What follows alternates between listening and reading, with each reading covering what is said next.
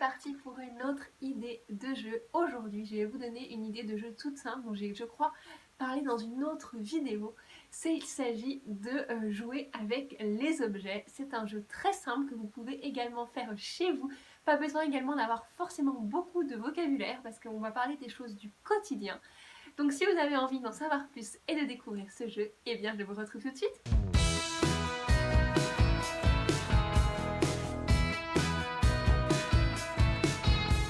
Hello hello, je suis Alice du blog Grandir en langue. Bienvenue dans cette nouvelle vidéo, dans cette 16e vidéo de ce format Un jour une astuce. Je suis très heureuse de vous retrouver aujourd'hui pour vous parler de ce fameux jeu des objets que j'appelle le jeu des objets.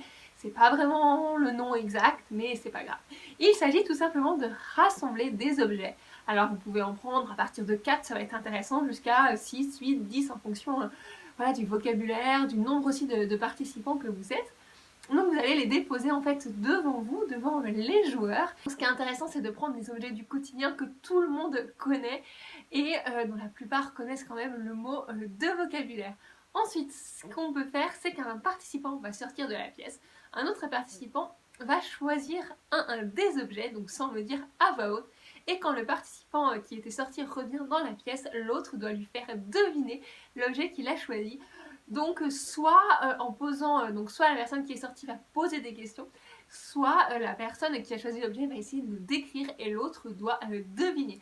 On peut faire aussi ça sans qu'une personne sorte, simplement une personne choisit un objet et doit le faire deviner en le décrivant, etc. On peut utiliser ces mêmes objets pour faire une activité encore très simple avec des enfants qui vont pas être, par exemple, encore capables de formuler eux-mêmes des phrases, des mots, mais qui vont être capables de comprendre. En fait, les objets, ils vont avoir différentes couleurs, différentes utilisations, différentes formes, donc il s'agit tout simplement de poser des questions. Montre-moi un objet vert. Montre-moi quelque chose qui est un peu rond. Montre-moi un objet jaune, montre-moi quelque chose dont on se sert dans la cuisine, etc. Vous voyez l'idée. Après, voilà, ensuite c'est évidemment à adapter en fonction des objets, des enfants qui sont là, des apprenants, du lieu où vous êtes et du nombre, évidemment.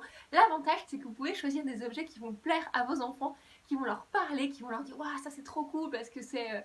je connais ». Donc c'est super important aussi de relier le jeu à quelque chose qu'on connaît qui va être...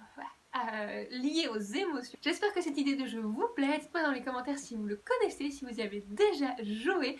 Pensez également à vous abonner à la chaîne pour ne rien rater des prochaines vidéos et des prochaines astuces. Pensez également, si ce n'est pas fait, à télécharger votre kit gratuit dans lequel vous pouvez justement trouver du matériel gratuit pour jouer avec les langues en français, anglais et allemand. Vous avez juste à cliquer sur le lien juste en dessous de la vidéo. Je vous dis à très vite pour une prochaine vidéo. D'ici là, prenez soin de vous. Ciao!